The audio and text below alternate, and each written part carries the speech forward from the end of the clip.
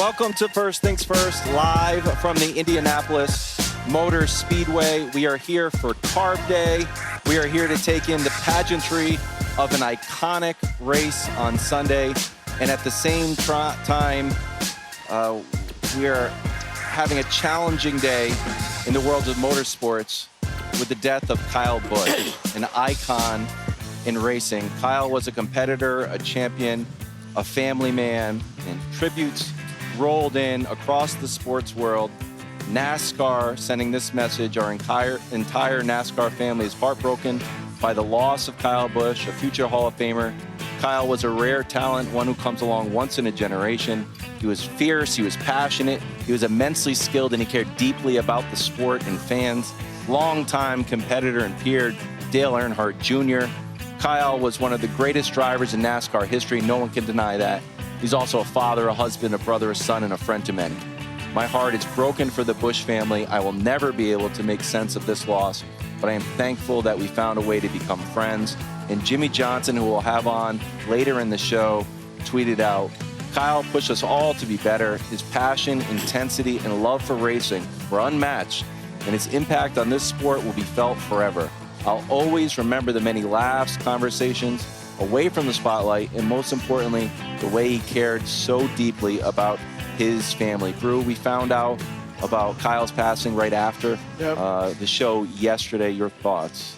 Well, unfortunately, we've done too many shows like this where we memorialized a young legend because of his shocking, sudden death. And, of course, the first time was January of 2020 with the death of Kobe Bryant in the helicopter crash. And now today, Kyle Busch. And I imagine that race car fans are feeling a lot like basketball fans felt when Kobe passed.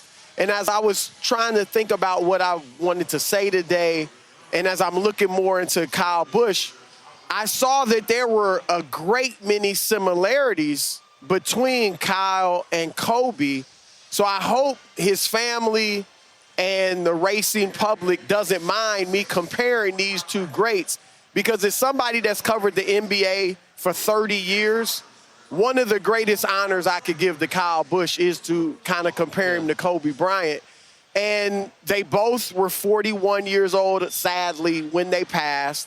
They both were child prodigies. Yes. Where Kyle was 17 when he started racing professionally. Kobe, of course, was 18 in the NBA. Their dads were both professional athletes in their respective sports. Kyle's dad, Tom, was a stock car driver. Kobe's dad, Joe, played in the NBA. And they both were dogged, hard-nosed competitors who hated to lose and sometimes rubbed their competitors and maybe even teammates the wrong way. But as they grew and matured and evolved in the public eye, they began to change their image, and they gained the respect and the friendship of some of their fiercest rivals.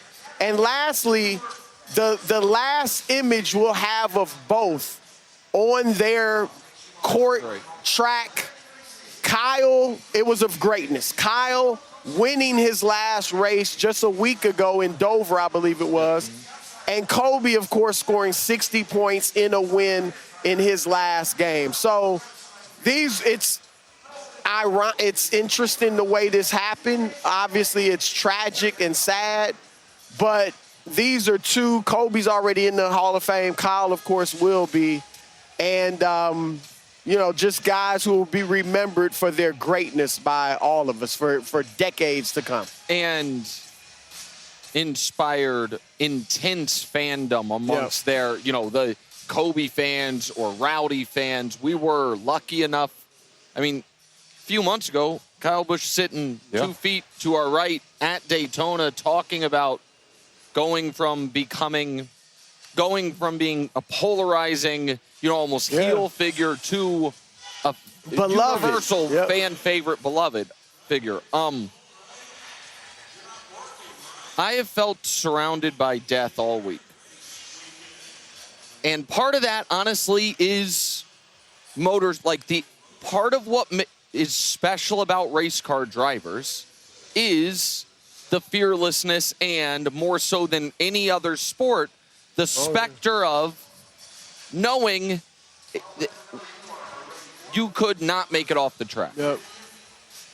And obviously that's not what happened to Kyle. Kyle's passing in a lot of ways, I'm sure, feels almost more tragic or more unfair because it was so sudden and so out of nowhere. But me, on a personal level, so you guys know this, less than 2 years ago, we had a dear, dear family friend, 29-year-old young lady, Ashley Stevenson, who passed away in her sleep. Her birthday's today. I don't know if you guys remember, about 5 years ago, the audience doesn't know this, but about 5 years ago this week, it was 5 years ago this week, I did a show from a San Francisco hotel ballroom, and it was because my mom's husband had suddenly contracted a incurable illness and was being taken off life support that day. Our colleague and my brother, Danny, the reason we're on for 3 hours today and not 2 is out because he's raising money for brain cancer, just raised $800,000 for brain cancer to memorialize his brother who died a little under 3 years ago. And you mentioned Kobe's passing, and I obviously remember that moment. I also remember that being the moment that I knew that I wanted to work with Brew forever because of how hard a show that was and how hard a day that was. And every time we have something like this come up, I struggle with what to say to the audience to convey how I'm feeling, and I struggle with the enviousness that I have for KW and for Brew, who I think have a more firm foundation of a faith that helps you deal with the inexplicable in a way that I probably don't have or I struggle to deal with. And so I've thought about this all day. What am I trying to say? And because I don't want to, we could go through his resume. He's an amazing career, and I honestly will have more people on the show who are better equipped to talk about Kyle Busch, the race car driver. And what I landed on was quite simply, there is a randomness and seemingly unfairness of life that moments like this remind, I hope, can be used as a reminder to those of us who didn't all of a sudden a week ago be like, man, my chest is hurting. And a week later, we're seeing tweets that he's in the hospital and probably isn't going to make it. And hours after that, didn't make it. Of really, really not just holding your loved ones tight, not just being, more kind and more gracious to people you don't know because you don't know what they're going for, but also an incredible gratefulness or gratitude of, man, that has not happened to me. And I will honor those that it did happen to by taking advantage of the time that I have. And I don't mean to ramble and I don't mean to be too deep, but I've been thinking about death all week. And now for it to be a race car driver, the 2 days a year when we're at a racetrack, and to be one of the few people that we've sat with and interviewed, really resonated and hit me. And so that's just what I want to say. So I'll indulge in a little story. The last funeral that I went to, one of our neighbors from the old house that we had, and everyone's giving speeches, and there was a very short speech, and she was like, she always brought the best Christmas cookies. And everyone's like, Christmas cookie. And I was like, and I remember I left, and I was like, isn't that interesting? Their whole life, 65, and got almost like got applause. Like, she had the best Christmas. And it was just this tiny, like, she didn't know that was going to be like a defining, but she brought Christmas cookies over to us on Christmas. And, I was talking to Whit, our boss, who he worked in NASCAR before he worked here. And he's like, I took my boys to a race, and Kyle Busch came out and took a picture with him before the race. He's like, they didn't have to do that. It's like these little moments. When Kyle sat with us was the moment when the planes were coming over. Oh, yeah. He didn't have to. He's Kyle Busch. He's a racing icon. He didn't have to sit with us, but he wanted to be an ambassador for racing, ambassador for the sport. And I watched our interview this morning, and it was full of laughs. And it was like, oh, he's the hard-nosed competitor. And we're just laughing. We're talking about the Broncos. We're talking about when he won the poll, he did a little dance to 50 Cent. So life is these little moments. And just from the little moment that he spent with Witt's family, brought joy. Little moment that he spent with us, brought joy. And he brought joy to the motorsports community across the world. So even the little time that we spent with him, we still got a piece of joy. So it's quite a legacy in the sports world at large. I'll leave you this quote from Indianapolis Motor Speedway President Douglas Bowles. Said, Kyle was a fan favorite. He was loved for his competitive spirit and passion. He understood what racing and winning at Indianapolis means. We'll be back with more First Things First right after this. Welcome back to First Things First, live from the Indianapolis 500. It's Carb Day here. A lot of energy, little bit of rain. So we've got people on ladders. We've got, we might put the plastic down. We're not sure, but we're still fired up for the race and for our next guest, the great Tom Rinaldi. You might be saying, wow, Wilds, did Tom Rinaldi take up your invitation that you've given him multiple times to join the show in New York? No. As always, it's only for the biggest events in sports. Nevertheless, Tom, welcome. I appreciate that. I'm going to begin right away with nothing to do with this event. Let's just start with Brew. Wow. Brew. What did I do? It's 65 degrees. There was a time when you had street cred, when you remembered where you came from, where people understood and respected you for having an inner grit. Along with You had a blanket on last year. Last year I had a blanket on. I'm progressing, right? From a blanket. Next year, maybe I won't have any coat on. Right. So that's number one. Oh, there's more. Number two, Nick Wright. So with the hair pulled back, the whole look. But there was an uncomfortable moment that I just want you guys to work this out, you and Wilds, right now. Oh. About him not approving of the look. Well, here's the deal. KW, we all have our roles on the show. Yeah. And KW, one of his most important roles is he's the handsome one. And whether he admits it or not, he feels like when I have my hair pulled back like this, I'm encroaching That's on right. If all of a sudden, territory. that's exactly right. If all of a sudden I developed a debilitating vaping habit and I got in on his territory, I quit that, for the record. there would be an issue. All right, but in all seriousness, we do need to talk racing, but also, I just want to shake your hand real quick, please. Trying to get some of that good Emmy luck before Tuesday. Oh, yeah. We need it. He's got it. Well, not congrats yet, but we need some of the Tom Rinaldi That's magic on absolutely Tuesday right. night. Right. Yeah. All That's right. Last year you came on and you said your essay was about fear, I think, right? This year's essay is on what? This year's feature is on turn 2.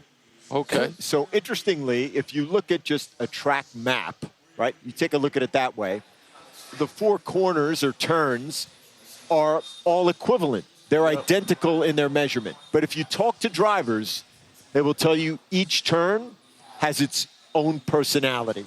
And the turn that demands the most respect here is turn 2. There's multiple reasons for that. The biggest being air and wind. Another huge factor being limited visibility. A third factor being it's the most daring and difficult spot to attempt a pass. And then fourth, there's a brutal history of wrecks at turn 2. Add in, if you're getting down to nut cutting time and it's the last few laps, maybe the last lap, this is probably your last chance. All of those things inform the lure, the importance, and the power of turn 2, which you wouldn't find when you look at its dimensions. That's what ate up Seattle Dog during the. Oh yeah, during that. That's right. The other last year. Should have interviewed him. That was my mistake. Last year there were a bunch of dueling storylines. It was Newgarden going for the unprecedented three-peat, but having to do it from the back. Right alongside it was Alex Palou, who was clearly the racer to beat for the season-long championship, seemingly each of the previous 3 years going into last year, but had this, not only hasn't won here, but hasn't won on an oval, monkey on his back. Now, to me, it feels like there is one overwhelming storyline, which is Alex Palou becoming a IndyCar version of Tiger versus the field, where it is him, you can have him or have everybody else. He now is going for the back-to-back. He now is going for the unprecedented 4 straight season-long championships. Is that a specter that looms over everything around the sport right now? No question. When your own teammate says it's a bit intimidating to look at the data and say, I just don't know if I can do that. I just don't know if anyone currently racing, anyone else can do it.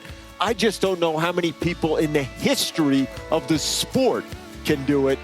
That tells you pretty much all you need to know. He has entered the pantheon here of Voigt and Andretti, and he's that dominant. But what will happen here on Sunday goes a very, very long way to really determining where his place would be in the pantheon. I asked him yesterday on the set, since he's become so dominant, how does he sense a difference in the way the other racers view him? Is it deference? Is it fear? Is it dislike? And he said he felt like dislike. Is that your sense for how the other racers kind of have come to view him? So to play off Nick's question about Tiger in the field and to use a term that I love that was coined by our friend Mike Tirico. When you watch a major golf tournament, there's a force, a phenomenon that he termed called leaderboard gravity. Well, that's good. When guys get into contention in the most important event, is there some unforeseen force that drags them down? In golf, perhaps it's leaderboard gravity. I looked over at the leaderboard. I'm in the lead on the front nine on Saturday. Am I really supposed to be here? Am I meant to win this? The kin to leaderboard gravity is when it has a name. And that name is Palou. So when you know he's in the field, you have to be aware of where he is. Does that affect your strategy? Does it force you into taking a risk you wouldn't take necessarily? Does it have you be a bit more cautious than you might be? His shadow casts across this entire pit lane right now. Wow. That's how powerful he is. If you want to interpret that as dislike, if you want to interpret that as added challenge, if you want to interpret that as intimidation, all of that is secondary to the thing that doesn't need interpretation, and that's result. And his result is proof. Tom, as a long-time television veteran, you know the value Wow, of Are you that talking was about yourself? right, That was so uncalled for. It's a compliment. It didn't sound that way. Compliment. He called you old, right? He did. I'm not. Yeah, he He dressed said it old. up. No, He was I'm like, not. but you used to be on an A SD long era. a long-time veteran. Camera. All right, the beta. I'm saying you understand the value of being likable on air. These guys gave me a little bit of a hard time yesterday just because I would close the interviews with every driver that we had. So, you know what? I like you to win. I mean, he picked everybody. But hey, you know what? It was great. He's got 8 guys he's picked. But it's great vibes. Everyone's like, oh, thank you so much. But you know what? I was also a victim of recency bias. The most recent guy I saw, I'm like, man, I like this guy to win.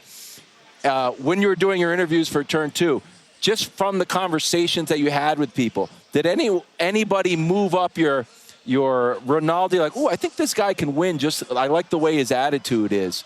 Is anyone moving up your power rankings? No, I wouldn't necessarily say that, but to your point of likability, I will say there's something so wonderful, I'm sure you guys feel this, that the guys I think, embody these two things which can often be in contrast or conflict with each other. They're authentic, and yet they're selling. Yeah. You don't feel like you're being sold because they believe in what they're peddling. Right. Oh, They yeah. really believe this is the greatest version of motorsport in the world, and they live it. I mean, again, to go back to a year ago and the examination of fear, you have to love it to risk what you do in this sport every single time you compete. Well, Nick is the biggest Pelot guy on I'm the show. only Pelot guy. I'm the Okay, Pelot guy. I was the Pelot guy 3 years ago. I've been the Pelot guy. We had Pato Award on the show. Yeah. I'm the Pato guy. And Bruce He's trying to steal He's the singer and pop guy. Nick was like, Pato, that's the best interview I've ever seen in my life. Oh, it was because he talked about this place stunning. like it was a religious experience. And yes, I mean, it was this quiet confidence of like, I was born to do this. I was born to be here. And this is going to happen. I have a backup car. It doesn't matter. I'm going to win. So here's what I'd say about Pato, right? And I would say this is a general sports question, a general sports thought, but applied to him. Of course, what we most want as fans is for our teams, our athletes, the people that we support to win. But just as much, and I could argue in some cases even more, especially if we've experienced winning, what do we want? We want the athlete to care. Yeah. Oh, yeah. As much as we do. Anyone who saw Pato and saw his reaction, his emotion at coming close and not winning here, you're sold. Yeah. And he gained so many fans through that display of emotion, that vulnerability, that earnestness, that I really do think you feel like, man, that's a guy that cares, that lives it. And that's what we want. That breeds connection with a fan base. So I was going to ask you, so two questions. One, is he the fan favorite because of that? And two, how big of a factor, he downplayed it, but how big of a factor is it that he's in the backup car? There's no question it's a factor. I mean, first of all, you can go out to turn two right now. You could look at that skid on the wall, right? And that legitimizes doing the piece in the first place. Yep. Second of all, of course, because you have spent more time in that setup, of course, they're going to duplicate it the best they can. But with, I don't know, thousands of components and thousands of adjustments to a living, breathing machine, there has to be a difference, right? That's one. The second thing I would say is he is a fan favorite, but it's America. We love people to win until they win too much. Oh, yeah. Then we don't like them, and I don't think Pelot is there yet. Yeah. So I think people still back him. That's interesting. Yeah, because he's only won once here. Correct. Right. Yeah. I also think the old guy, I think people would get a kick out of the same. Elio? Yeah, because if Castroneves were to win, and it wasn't that long ago that he did, I do think there's some fans who will look and say, like, Mom, didn't you used to root for that guy? Didn't you used to think that was the handsome driver? And here he is in his 50s winning. We talked to him yesterday, he still thinks he's handsome. Oh, he is. That He is came handsome. off. Yeah, very handsome. Okay, at 51, unreal put is into that? context how big of an accomplishment that would be. Yeah. First of all, it's so physically demanding to do this. Here's one simple comp. Joseph Newgarden, we sat down with him. We're chatting a little bit about his fitness regimen. A question I ask him, right now, Joseph, we're heading into the season, all out, 1 mile, because he's a runner. What do you think you could run a mile in? All out, giving everything you got. Can I guess what he said? Yeah. Don't be crazy. I won't. But I'm going to guess it's just under 5 minutes. That's what my 450. I'm going to say 441. 445. Oh. You guys are amazing. There's no one in my life that's not a pro athlete, and many that could ever break 5 minutes in a mile. But he is a pro athlete. He is. But people may not think of the drivers as this athletic. Right. And yet they are. All right. And here you have a guy, right, above 50, already past 51 in his late 40s, by the way. Yeah. And think about how fit he still has to be. Listen, I was there when Tom Watson almost won the Open Championship at Turnberry, which was, deflating and crushing. And, there's a lot of reasons why that might have been one of the greatest sports feats ever. But to be this physically fit, past 50, for Elio to have the chance, I think, to be in contention here is incredible. Wow. It was he finished 10th last year. So, no, he'll be in the, listen, if he finishes the race, he'll be in the mix. I believe that. Tom, again, open invite to the New York studio. Can you get Tom the address so he can come on the show. We don't have to just see him at the Super Bowl next year. Can I just make one constructive suggestion? Oh, no. Oh, Yes. Here we go. From the As veteran. long as it's about Wild. No. for the Here we show. go. You guys really need to work on the overall chemistry. I told you that. You need to lighten up. Listen, this really guy, need to lighten we up. had great chemistry, and then this guy anointed himself leader of the show, and is all to the point where he's giving hair. There was a leadership vacuum. Thank you, Tom. Exactly. Brew. I'll be right back with mittens and a muffler. You fit right in. You need to be here every day. Well, first things first after the break. The road to the NBA Finals ends here, with star guard setting the tone. The Cavs eye another upset, while the Knicks carry the dreams of all of New York.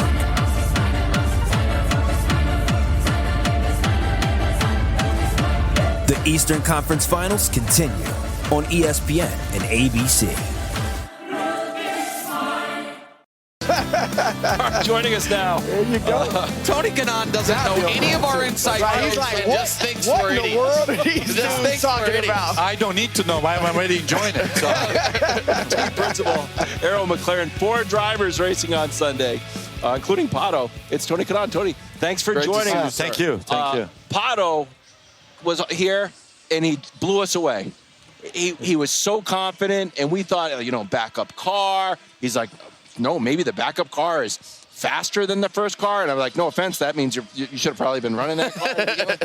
That is just for the competition to get in their heads. I mean, but also it's self-confidence. That's what I really appreciate about him. This place can get into your head. And you know how you guys cover sports all day long. If it gets in your head, it's your first enemy. So my job was to give Pato 2 good cars. This car that he just ran today, he was on the pole in Nashville, the last race of the year, Yep. and led the majority of the race until we had a tire issue. So we knew we had 2 cars. Yep. He was about to pick one. Well, he demolished a good one, so we gave him another one. The other thing he said, and we'll probably spend a few questions on Pato, but you came up, and he was like, he's like TK, who's basically like still a driver himself. And I know that's not your role anymore, but the way he talked about you in a leadership role, but with it seemed like he was saying kind of a driver's mentality and how that helps him. For those of us that aren't drivers, can you kind of explain what you think maybe he means by that? Yeah, I mean, obviously, I drove IndyCar for 26 years. I've been in this position for 2. So I still think I'm a race car driver. I still think I can drive as good. According to my kids, I'm not. I did okay to retire, but the driver mentality that he's saying is, like on the team meetings that we do, I'm able to actually contribute it to still the way he would corner here or somewhere else. I give an input as I know what I'm talking about, not just a suggestion, because I've driven this car actually. It's the same car for 15 years. So I'm trying to remove myself from that because Pato is more talented than me, so I can't wait for him to go, you haven't driven a race car in 4 years. Can you shut up and just run the team, right? So, and then I'll be actually, I have to agree with him. So, obviously, I'm always going to be a race car driver. My role is different now, but every time, especially in this place, I still miss it. I still want to drive. Now, he names his cars. He said Lana's the one that wrecked. He has a name for the new one. Do you know that? Don't tell us. I don't want to get in trouble because he said he's going to. Who are you going to get in trouble with? His boss? If he wins. Well, I guess if you want to tell us. Actually, he hasn't told me. Oh, really? No. He said it's a secret until he wins. That's what I'm saying. Yeah. So now, if you guys really want to know, I'll call a meeting right now. And I said, if you don't start the race. You also have you got Pato, Ryan Hunter-Reay. He won the race. He was having a great race last year. Stalls out on pit lane? And they had an issue in pit lane. Yes. So what was your emotion when you saw that? It just felt like you could lose the race, you could wreck, you could get caught up in something, but to just like stall out, I felt frustrated, and I was. I mean, the boss obviously. of the team. Ryan was my teammate, and I won in 2013. Ryan won in 14. We were like kind of back to back, and he was with another team last year. And this year, to run the fourth car, which this fourth car that we run, we only do a fourth car in this race. Yeah. I retired in his car in 2023. We had Kyle Larson for 2 years. And then I had to find someone that was going to give us a shot, an extra shot to win the race. And last year was heartbroken for him. At the same time, he was racing for another team. I'm like, well, Steve, and this year he's here. He's a great asset to the team. He's a champion. He won this race. He's adding a lot to Pato, Nolan, and Christian as far as the experience.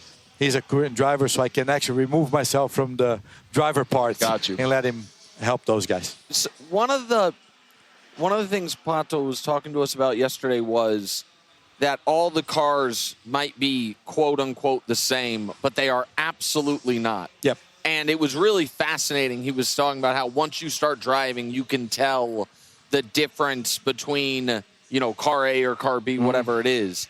How long does it take driving a car before you really know it? And to his benefit, the car he's driving now is one he ran in won last week. But how long does it take to really know the car you're driving? Look, it's kind of weird to try to explain, but he drove 2 different cars this month, which is easier for him to pick because he has a reference, right? So you can pick leaving the pits. So you have 60 miles an hour here. You turn the pit lane speed limit off.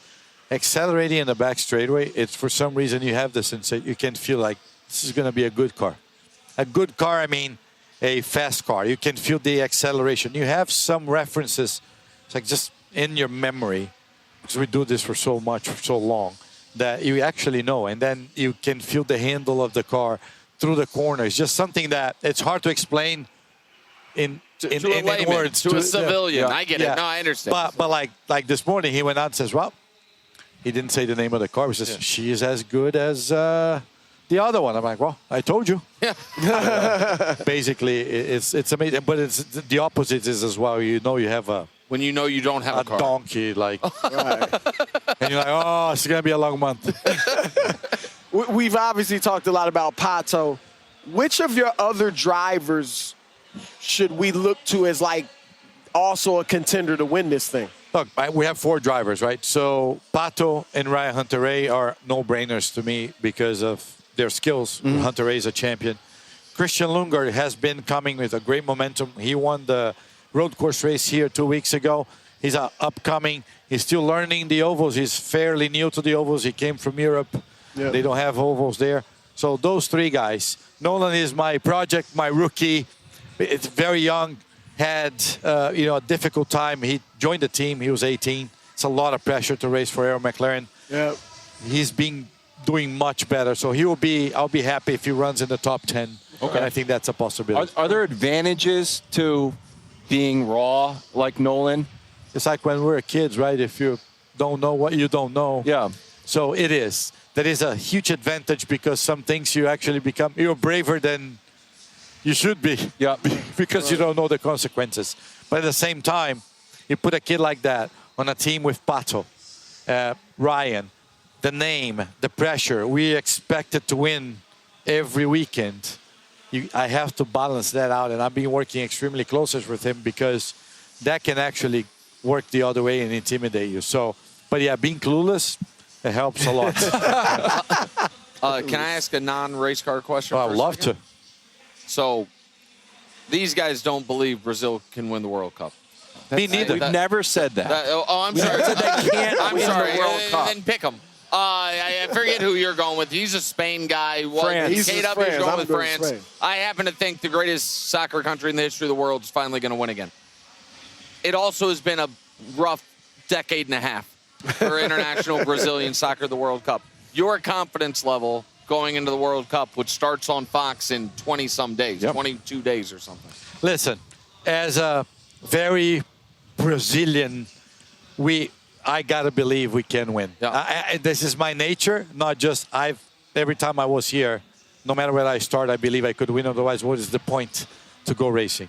Let's face it, we're being not as good. Darn it. and you know, but we're realists. But we are. And if you think about it, we Brazilians, we have the best fans, the most loyal until you lose and you become the most hated person. So this is how we are. I mean, I always said that in America, the way I, create my fan base here at the Speedway, I could never understand as a Brazilian, how an American group of people could cheer for a Brazilian, because we don't do that. We don't cheer for non-Brazilians, right? But I believe it, but I don't think you're nervous. Okay, Yeah. well, that's not good. Pick a new team. I bet a lot of money on Brazil. Well, I thought they were good value. That's your problem. The great Tony Kanaan. No, sorry. Thank you for joining us. Brazilians, I know I'm going to be hated from now No, on. Just tell you're motivating them. You're That's putting exactly them, giving right. bullets. Tough I said I love. believe we can win, but I'm not sure. That's all I Exactly. said. That's fine. Yeah, That's totally fine. cleaned it up. We feel good about Pato in the whole McLaren team. All right, well, Tony, thank you very much. Thank Really you appreciate so it. much. Appreciate it. More Beautiful first watch. things first, right after the break. Live from the Indianapolis Motor Speedway, I'll be honest with you, it's the show that's pretty dry, and I feel guilty about it because we're under a nice roof here, and unfortunately, the fans, our entire staff, even the Everyone participants else of the getting Weenie rained on. 500 are just being they soaked. cleared out. Yeah. But not us. We feel great. We've had a great first hour of the show. 2 more hours of First Things First from Indy. Coming up a little bit later, I mean, all-time legend Mario Andretti will join the show. Heck yeah. Dude, he looks good now. He looks resplendent in these videos. My goodness. Also joining us in about 20 minutes, another icon, Jimmie Johnson, will join the show. So a power-packed 2 hours. Joining us right now, Scott McLaughlin. We're talking Knicks. We're talking Indy 500. Do a little bit of everything. Scott, thanks for joining us. Thanks for having me. Can I get the bummer out of the way right away? Yeah. Last year. Yeah, it was terrible. What happened last year? Yeah. What's going on? Dude, Like, how long? Like, I'm happy that you can laugh about it, but I Yeah. couldn't imagine being so locked in. Well, you're laughing about it. He called it the worst day of his life. Sorry. And you're like, let's start with it. Worst day of your I life. apologize. no, Are you over it? It can't get worse. No, honestly, I am over it. But the best thing about it, I feel like I've grown from it in some ways. But man, it can't get any worse than that. I feel like I've now missed, 2 years, obviously, the 500, and this still hurts now. And the worst part about this, I had about 50 feet, and I would have had clear drive. I probably would have lost it into that little road over there, and we didn't. So it was frustrating. Obviously, killed me, but it gave me perspective. And for instance, I just know the team that I got around me were the greatest people I could ever ask for. My wife, my daughter, my team itself. I was so grateful. I came out of that stronger. Yep. So I just don't want to dwell, but because I think because you've talked a lot about it, I also know you had gosh darn it, I wrote it down. I can't remember. There was a countryman that something similar happened to on F1. Yeah, and Oscar Piastri. Oscar Piastri in his home race had a kind of a Same thing. unfortunate situation. You also talked about how, not to show how devastated you were publicly, do it privately like you were taught that from your dad. All these things to where now that you are 48 hours, a little less from that not being your most recent Indy 500 experience, is there a world where you think down the road that was a good moment, as awful as it was? Look, it's hard to find a huge amount of good of it, but my wife was amazing in terms of saying, hey, maybe there was a reason why you weren't meant to be in that race. Like, could you had a worse crash later on or something like that? You just never know. So Cormac McCarthy quote, never underestimate the awful luck your bad luck saved you from. I'm just trying to turn that negative into a positive. I feel good. I feel just as good as I ever have around here, and have no doubt we can come back stronger. And what a way if I go from zero to hero this weekend. You know what I mean? Like that's the goal. Scott, the name on everybody's lips, Alex Palou, defending champion, everything he's been doing lately, pole sitter. How do you dethrone him? And is there a specter of him looming over these races because he's been so successful recently? Look, I think they're just executing at a very high level, that whole team. They're not making mistakes. They've got pace and they've got confidence. And it's hard to beat that sort of stuff. But at the same time, there's no doubt you can crack his armor if you put pressure on him, if you don't make mistakes and have a fast race car and be right there or thereabouts. But I've gone one-on-one with Alex a couple of times, and we've come out on top as well. It's just, he's in a purple patch right now. I've had that in my career before, but there's only one way you go, and that's down. So we're looking about coming up, and we're ready to take it to him. And how did your car feel today in practice? And can you share a little with these guys a little bit? Because I know a lot about speed because I ride my bicycle in the morning. You're one of those guys? He has the whole thing, the Full onesie, outfit, but you know what? onesie that he wears the little number. We for both some wear reason. helmets. Talk about looking Corey out there. gloves. My goodness. But sometimes I'm like, I feel a little loose. I feel a little tight. Yeah. It's mostly about just tire pressure. Yeah. But mostly for these guys, how's the car feel? Like, it feels fast. It feels like, what are you actually feeling? Well, you see the proximity to the car in front of you and the way that you draft up to them. Today I felt really strong in terms of just how I could draft and then make a move into turn 1 here or turn 3 down the back. And then being able to do that over, our stints are about 30 to 35 laps. So you're trying to, hit that at, a consistent level. You don't want the tires to go off too much or whatnot. So I felt pretty decent today, but at the same time, as you guys know, it's super cold, and basically when the temperatures come down, more grip goes up because of the cold conditions. Downforce gets a little bit higher, so everyone feels a bit better. But on Sunday, it looks like it's about 10 degrees, maybe 15 degrees hotter, so it's going to make it a lot more difficult for people that have worse cars in some ways. And I think we've been very good with how we've worked with the temperatures and with the grip going up and down. Can you explain that more for people that aren't expert racers like you? And I know. It's just like, no, I'm not asking you to explain it. I would like him to explain. Look, the hotter the surface on the road is, the less the tire grips to the surface and the downforce that we create. The colder it is, the more downforce we create. The colder the bitumen is, the better the tire works in that window. So if you can have a car that looks after its tires just like it does in the cold temperatures, but in the heat, there's a disparity there, and there's some cars that don't handle that as well as others. And I think personally, as like from Team Penske's perspective, we kind of want a hotter race. I think we want to have a little bit warmer, a little bit tougher for everyone, and sort of make it happen. Totally agree. So you're a huge Knicks fan. I am. So first of all, you're from New Zealand. Yes. So how'd you become a Knicks fan? So it's not like they've got this track record of greatness. No. So my parents went to New York when I was very young, and they brought me back a Knicks jersey, and I was young at the time. But one of the few American sports we had in New Zealand was basketball, was the NBA. So I just started watching the Knicks, and obviously it was the 90s Knicks at the time, which was amazing. And then when I came over here, I met my wife in Vegas. We'll talk about it over a beer. We don't have to do it now. But, we got married, and she's from New York, and the first NBA game I actually went to was the Knicks. It was just like it was meant to happen. So we've been through the ups and downs. We've been through some terrible times as a Knicks fan base. To have them now at the point they are is amazing. The other night, though, I was going to bed. I was walking and I was like... when they were down 20. We're like, we're done. We're done. And then someone hit a shot and I started creeping back to the couch every shot. It was unreal. It was unreal. He hit me on the arm because I'm the Knicks guy on the show. I know. He knows it. No, he gets it. I'm the Knicks guy on the show. I'm kind of wearing Knicks colors right now. They're up. He's had every pick has been wrong. Listen, I just keep being wrong. It's not good news for your Knicks. So this is a little first cousin of, if you meet someone who went to Notre Dame and you're like, hey, my cousin went there. Did you know each other? So I apologize on the front end. But have you been able to meet Steven Adams?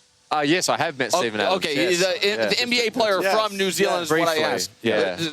So because I was telling you off the air, I went to New Zealand a couple years ago. I was stunned, and maybe I shouldn't have been, at what a massive celebrity he is. Oh, yeah. He is there, and I didn't realize how big basketball was there. I knew rugby was big. I knew car racing was big. But he seems almost like a larger-than-life person in your home country. Oh, he's very down to earth too for how successful he's been, and he's still amazing in the NBA. He does an amazing job. So I think you got to, we're a small country. We've got 5 million people. For anyone that takes it to the world and any facet. You guys have been talking to Scott Dixon. He's a legend. He's my hero in some ways, and to race him is amazing. But Steven Adams is on that level for so many people. We have the Breakers, the New Zealand Breakers back home. Yeah. Big basketball team. Yeah, we have a huge basketball fan base for sure. Go back to race car driving. Before you came over to IndyCar, I'm not going to act like I'm an expert on the Australian supercar circuit, but I did my research. you dominated that, like, correct? That's fair to say. We won 3 championships. Won 3 championships in a row, or 3 overall. Yeah. So, is there ever a feeling of, I could just keep doing this? It's close to home. It's sick country. Yeah. I'm dominating. Like, what made you want to take the leap to IndyCar? I just wanted to challenge myself, and I also wanted to race in this race. For me, it was the Indianapolis 500. I actually came here in 2016, and it was to sign my deal with Roger Penske to race in Australia with him. That's cool. And I was here for the 100th running, and I was like, this is incredible. I'd love to come back here. And he said, well, if you win a championship and a Bathurst, which is our Indy 500 in Australia, I'll bring you over here. And I won Bathurst in 2019, and I'll never forget, he came up to me in Victory Lane and whispered in my ear, and he said, okay, well, time for America. No one knew at that time, but I knew that I was going to America. And that's awesome. Time for America. It's like rally. I know. I was like, time for America. And then I went back to tell my wife, I'm like, babe, we're going back to America. And she didn't want to leave. she was happy in Australia. So, but now she's very happy. That's an amazing story. Yeah. You're starting pretty much closer to the front. Yep. We talked to some drivers. I think it was Stingray Rob, who's like, at mile, I'm trying to survive. Lap 100. Lap 100. You're trying to get through that and no wrecks. And then lap 100, people start making moves. Is that every driver's strategy? Don't give away any secret strategy. But when do you start being more aggressive? You could say halfway, but I think you've just got to get yourself to a point in that before that final pit stop that you're in the top 5, because that's when you've got a shot. You can't, if you enter that final pit stop and you come out and you're 7th or 8th. I've been in that position before. You really don't have no chance. You've got to set yourself up, get yourself in position at lap 170. 170, you're trying to be top 5? Yeah, you want to be top 5. Ideally, you want to be in the top 3, and then you can start making some moves. How big of a difference? Obviously, there's a line of demarcation where nobody's won this race, I think, after starting in position 23 or something. You don't want to be in the very back, and you want to be in the pole. Yeah. But is there a huge difference between starting... You're in row 3 starting 9th. Is there a big difference between row 2, 3, 4? Like, if you're in that area, or is that about all the same? Well, like the draft that you get going now, I mean, you would feel this on the bike as well. Whenever you get behind people, honestly though, like the draft going to turn 1 is like you'd never felt before. It's you enter that turn so fast in that row 4, row 5, row 6. Oh, okay. I'm outside row 3. I don't mind being on the outside. I've got a little bit more room to make some moves on the outside and whatnot. But I've started on pole, and I've started where I am now. I've started at the back. It's all very different, but you change. The race comes at you at a different rate depending on where you're starting, and I'm pretty happy where I am. I wanted to be in that fast 12 on Saturday last week. We got there, didn't quite execute to be even further up the field, but we're in a good spot to start the race. Okay. You finished 3rd in the point standings 2 of the last 3 years, 8th this year right now. Yeah. I know you want both, but what would mean more, winning the Indy 500 or the Astor Cup? Easy Indy 500 every day of the week for me. I think it's purely because you get one shot every year to have a crack at this. You make a mistake on the day, it's a pressure-cooked race, you're done. So, I think a championship, you can come back and you can rally your troops at the right time, which is great. And don't get me wrong, I'd love a championship, but the 500 for me is immortality. It's if you can make yourself a 500 champion, you're remembered for the rest of your life like that, and that's something I'd love to do. Scott, that was wonderful. Thanks. Best of luck on Sunday. Best of luck to your Knicks. Thank you. And if you ever see me out there in my little outfit while I'll give you a draft. Yeah. I think everyone's going to be rooting for you. Thanks, man. Nice to meet you. Knicks and 5s, boy. Coming up Knicks and next, 5. the legend Jimmie Johnson. I'm with you on that. Over the Cavs. Yeah. For now. Not in the finals. This episode is brought to you by Netflix.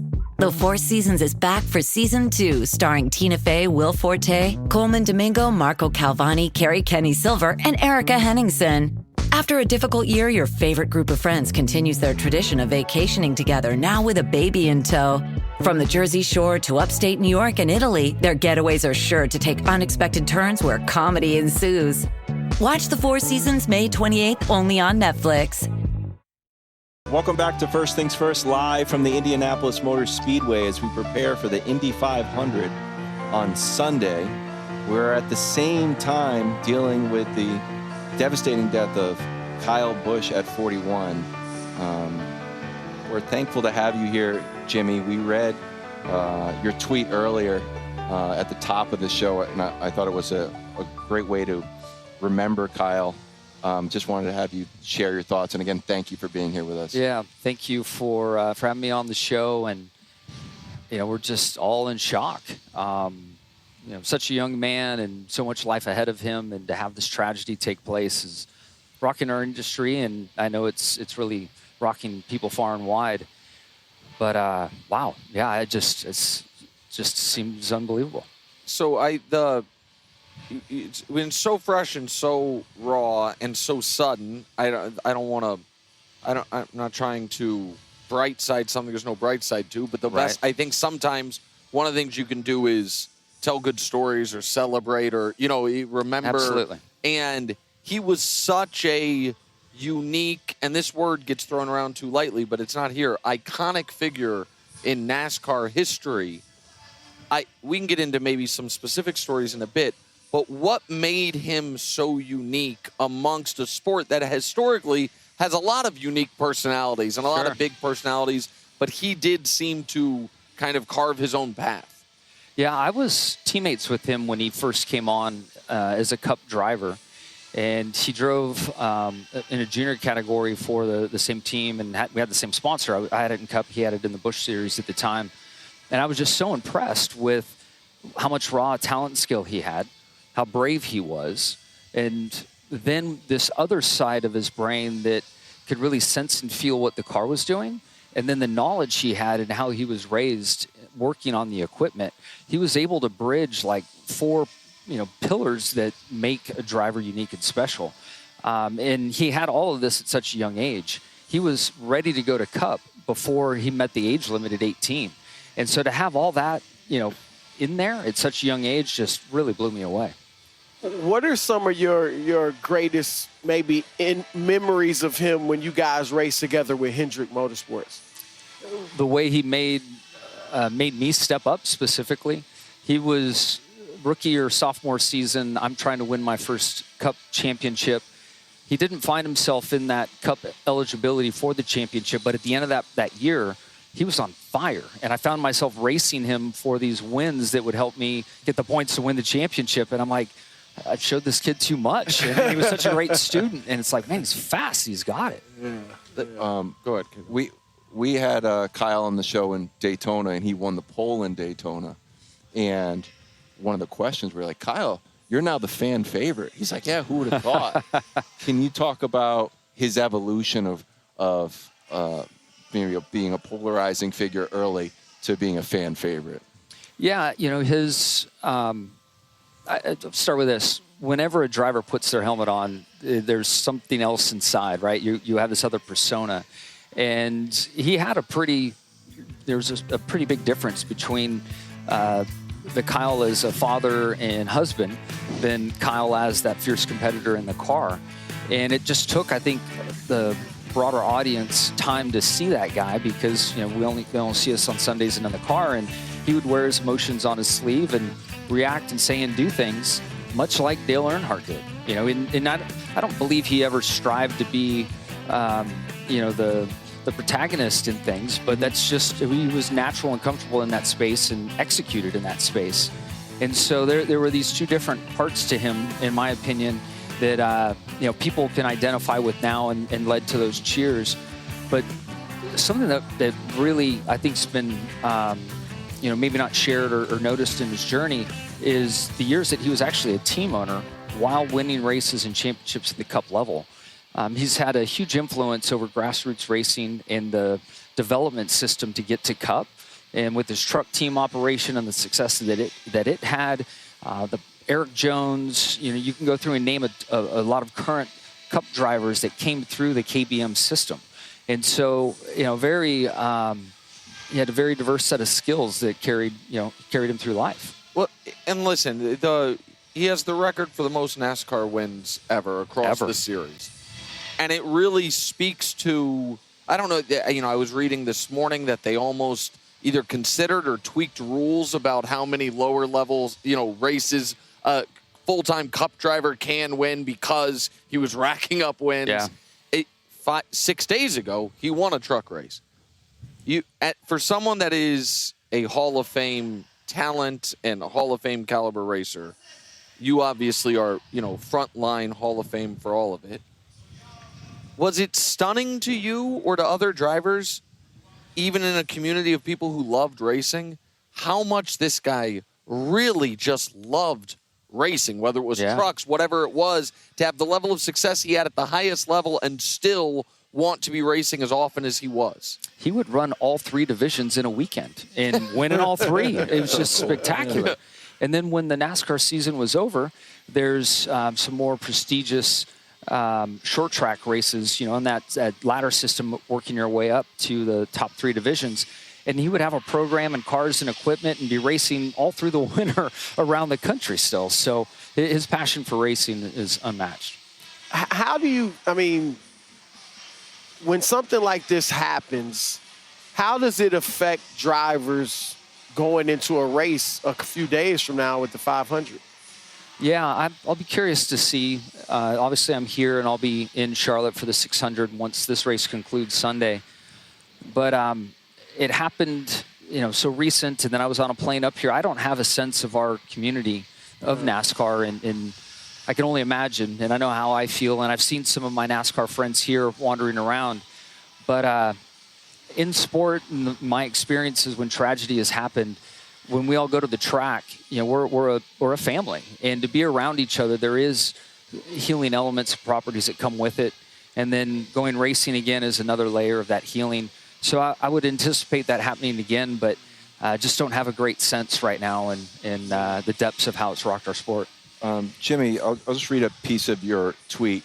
Kyle pushed us all to be better. His passion, intensity, and love for racing were unmatched, and his impact on the sport will be felt forever. Moving forward, can you get a sense of how his legacy will impact the sport? First thing that comes to mind is his young son, Brexton, that's been tearing things up on a local level and crazy successful at all the junior categories. Time will tell if he chooses to pursue it and what that journey looks like, but that's something I can think of straight away.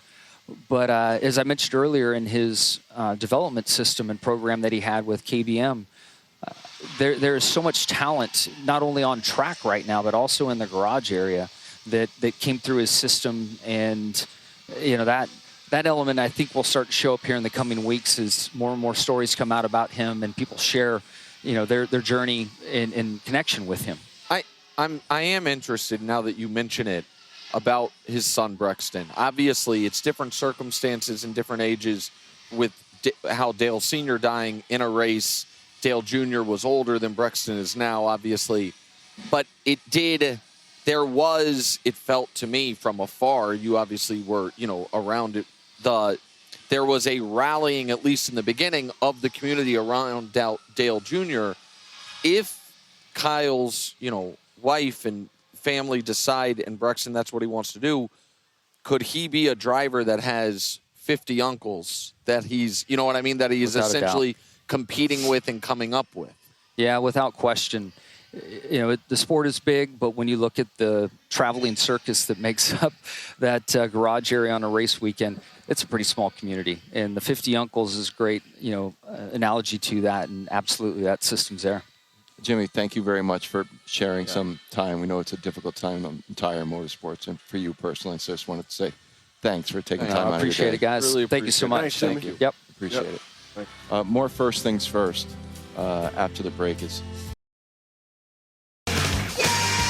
Welcome back to First Things First, live from the Indianapolis Motor Speedway, Indy 500 on Sunday. Joining us now, back-to-back years. I told him he was looking younger than ever, younger than he did last year. Is the icon, Mario Andretti. Mario, we rolled some video in of your championships with just the champagne. It was about a 250-ounce bottle of champagne celebrating. Looking resplendent, too. You looked, that's one of the smaller ones. Yeah, there was a bigger one earlier. Yeah, can you still Oh, There we the go. big one. That's There's what I'm the big talking one. about. Goodness, yeah. Can you, when you see that, does it take you back to those moments, or you have too many of those moments? I love those moments. Yeah. Let me tell you. No, there's never enough of those moments. No, I remember that clearly, obviously. But that, again, that's what you strive for, you know. How does the feeling compare winning a race as a driver to one of your drivers winning a race? Ooh, not even close. You won it. I respect that. I respect that. That's the truth. I can tell you that. Respecting the opposite. It was. You know, it's just the same. I appreciate the honesty. Always, to be honest, you know, once you've been there and done that, to stand on the sideline, I mean, there's a satisfaction, of course, but nothing like it. I believe that. Now you and AJ Foyt are the only two drivers to win the Indy 500 and the Daytona 500. Which one was harder to win? Well, both, actually, in so many ways. I mean, it's, these are, you know, long races where obviously so many things can happen. And but you know, when you win it, that means you had things going your way. So I think the Daytona, actually, I had more control, I felt, of the race than the Indy 500, because the Indy 500, I had some overheating issues that I thought we're going to, here we go again type of thing. But the thing went all the way anyway. So I had that concern, you know, but basically, as far as the effort that goes into it and everything else is pretty close to the same. Two different animals, obviously, that you're trying to tame, if you will. But the end result usually is... We almost all the drivers we've spoken to, especially the drivers who have raced here for, you know, a decade plus, speak about this venue almost as a cathedral, and the almost spiritual component. Yeah. Go ahead. When it comes, I know where you're going, because when it comes to that, I mean, this is it for us, and this is the Mecca, and no other way to really explain it. This, from a driver's standpoint, determines your career, opens up doors that they were never available before. It changes your life in a wonderful way, and it did that for me. The thing that sometimes rubs me wrong is I got 4 championship, world championship. Mario, Indy.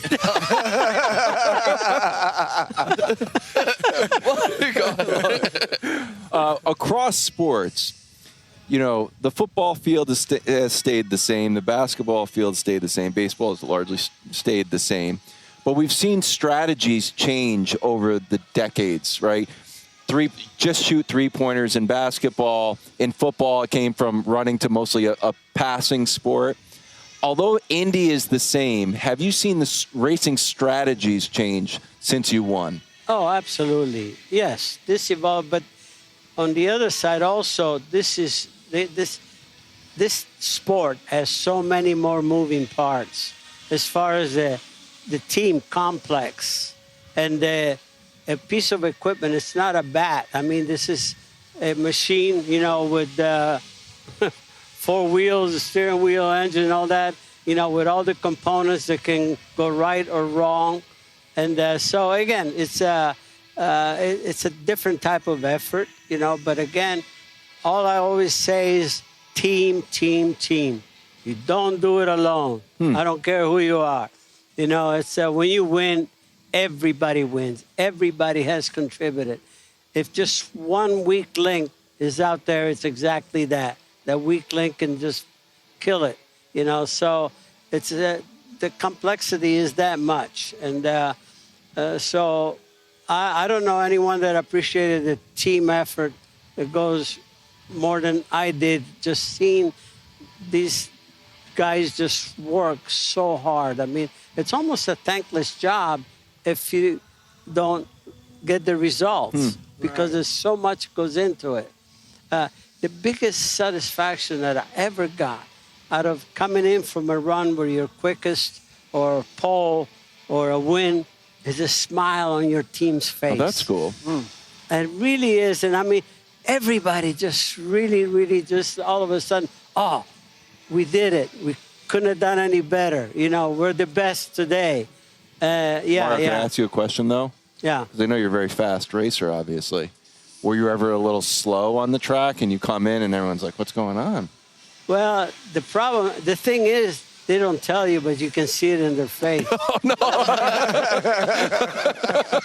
But on a serious note, I am curious if you, as the driver, feel like, oh, they got me. I have the best car, or I have one of the best cars. All my team did its job. Is there an additional pressure on you in that race that you have to deliver? Well, you always feel like you have to deliver. I mean, you should put that's up to you. I mean, it's the approach that you do is you want to minimize mistakes because, again, nobody will come over, oh, you made a mistake, but the elephant is in the room and you don't want to see those elephants, so there's a responsibility for everyone, but like I said, when you do it right, you see that there's a payoff in the end, which is really worth the effort. Now, Alex Palou, defending champion, going for his 4-peat in the championship series. You're one of the few people on earth that can understand being on the type of role he's on. Yeah. When you have it going like he does, what do you feel like entering a race like this? Well, obviously, depending on the way the car feels, confidence. My approach my mindset was always the same, no matter what. If you technically analyze the thing, say, oh, man, today I haven't got a chance, and, then you don't. But if you just go in there with a positive attitude, no matter what, you have a chance. And then, obviously, you feel better when you know that things are going better, but you never go in there with a negative feeling like, oh, yeah, today it's going to be a waste of time. Right. Stay home. Right. Because you never know what might happen. There were times where I figured, how in the world did we win this one? You see what I mean? Never give up. Never deal with the negative. Yeah. Yeah. You said you were a little maybe joking a little bit, but I think you were serious when you said everybody brings up my one Indy 500 when I won the season-long championship 4 times. That is something that it's so unique to motorsports in that in all the team sports, it's very clear what the goal is. It's the Super Bowl, the World Series, NBA Finals. We've asked a bunch of drivers, hey, would you rather have the season-long or this one race?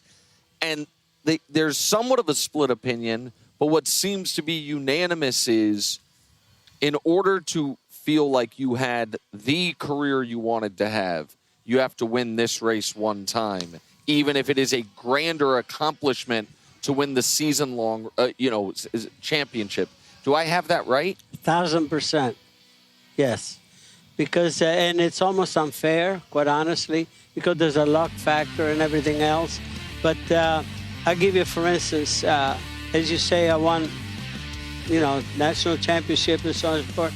But I got fan mail from the Tibet region when I won Indianapolis. Wow. And that's a fact.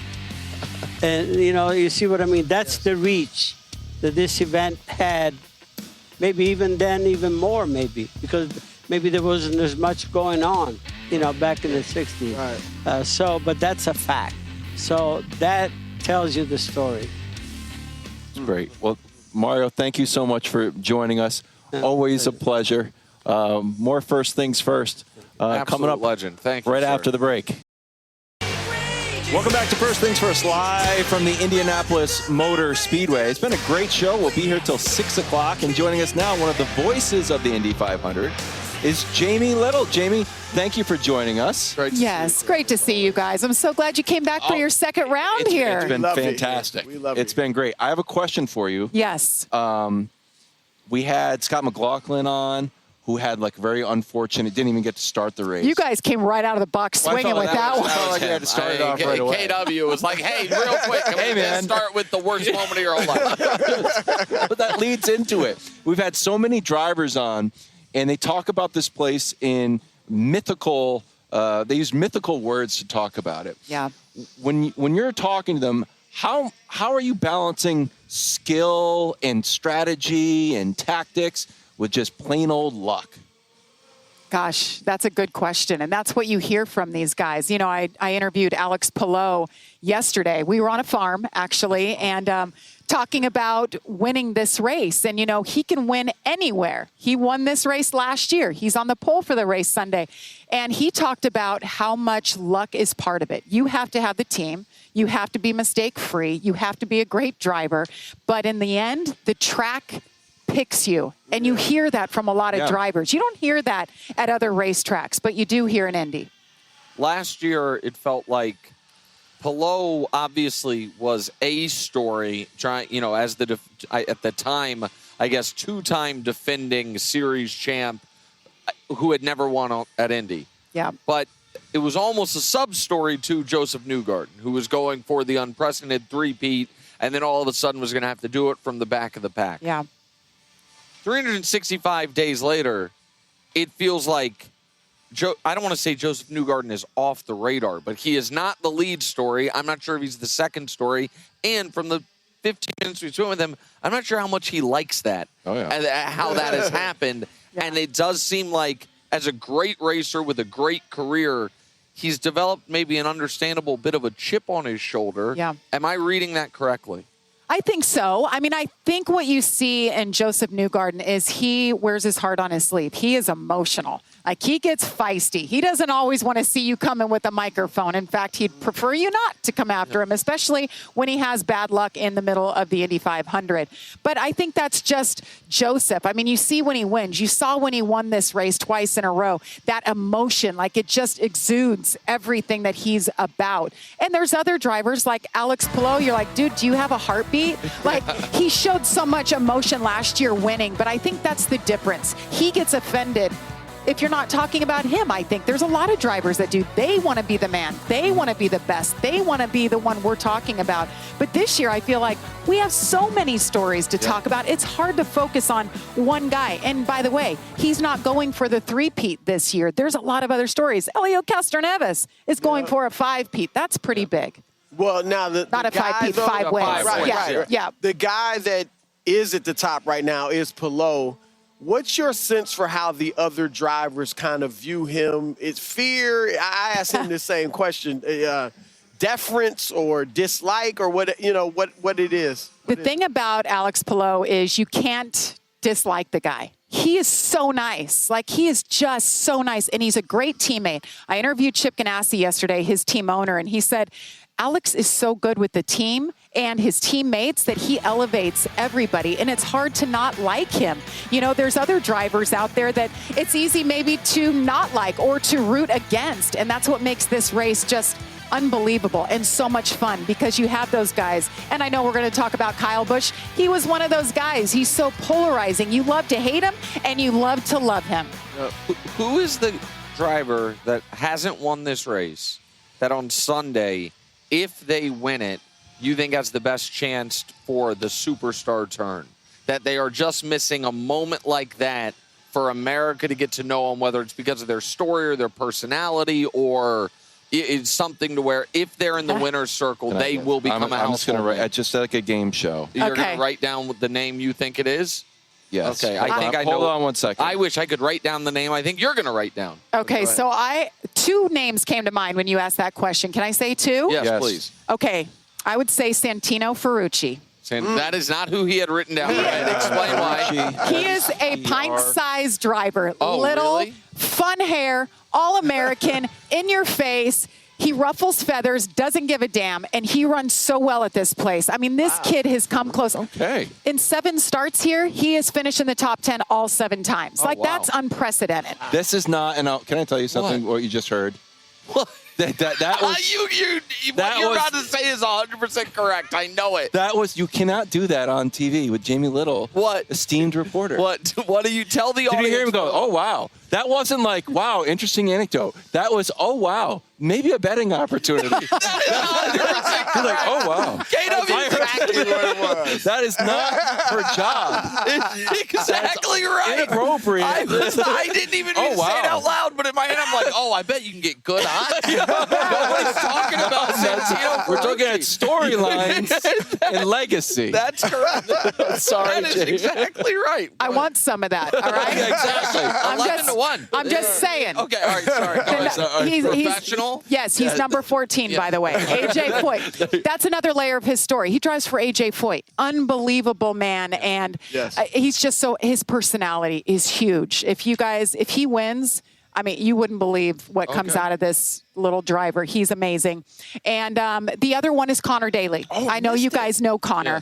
Yes. And he's another one. I guarantee he's going to lead some laps, if not the right lap at the end. I mean, this kid can win, and he has the best car, best opportunity he's ever had. Kid, right? He's local, yes. Yep. So he's got all the fanfare. He's with Dreyer Reinbold Racing. I told you guys about Dreyer Reinbold a couple nights ago, but this is a team that literally keeps an entire organization employed for the entire year for this race. That's cool. They only race here. They've tried to win it 26 times, so they'll see if they get their chance. They always bring good race cars, so mark that in your box, too. I thought it was, Jimmy, I thought it was going to be Pato. Oh, gosh, he's another one, too. There's so many of those stories. Pato is the fan favorite. He blew us away on his interview. We just thought he was fantastic. He is another one. Smiles. I mean, I just talked to him walking back when the rain started, and he's like, that's like life here. Like, you don't get second chances here. If it's not your day, it's not your day. And he has had the biggest heartbreak. To finish second, you're better off finishing last in those guys' minds. And that's happened to him twice.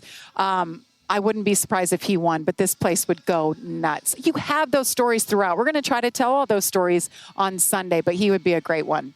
How much of a factor, he's in his backup car, obviously. Yes. How much of a factor you think that is? I think it's a big factor. I think that's a great story and a great question. That's exactly what I asked him, because I'm covering him on Sunday, and I said, you got out there finally in your backup car. This is a race-winning car, so he knows it's good. It's not as good as the primary. And all they had was 2 hours to work on it, try to dial it in. He said it was sketchy. It got a little better. We made good adjustments, but not enough. We need more. And what does that mean? They go back in that garage, they work on it tomorrow, and you have no idea if you hit it right until you hit the track on Sunday. We're going to celebrating the Indy 500, obviously the pageantry of it.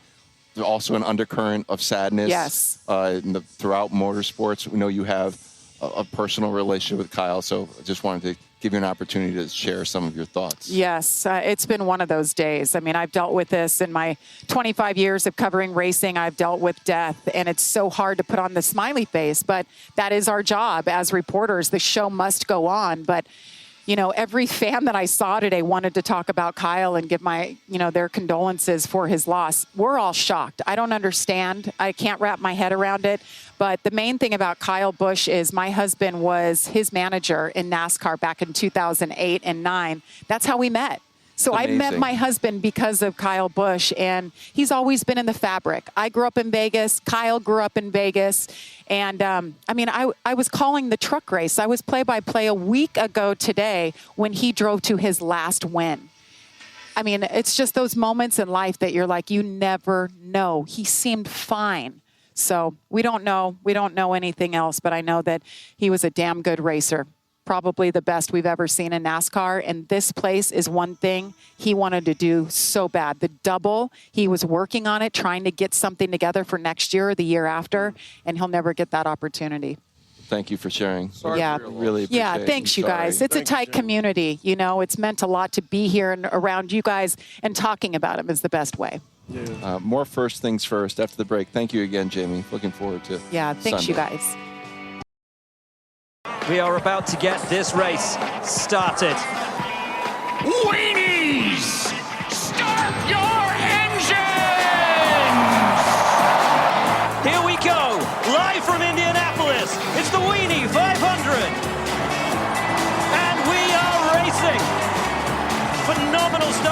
everybody seemingly getting away cleanly. The rookie, Corn Dog, a great start, already one position up. That's a block, Townsend. That's absolutely a block. That is a dirty wiener. They were buns to buns coming off of 2, and that was not right. That was guys. not right. And here comes Shy Dog. Shy Dog. 3 wide. Oh, my goodness. 4 wide. 4 wieners side by side. This is incredible. It's wobbling. We got a wobbly wiener in 4th. That's Slaw Dog, but New York Dog from the back to the front. There are 3 in line to the low line, but all of a sudden, as Alex Palou watches on.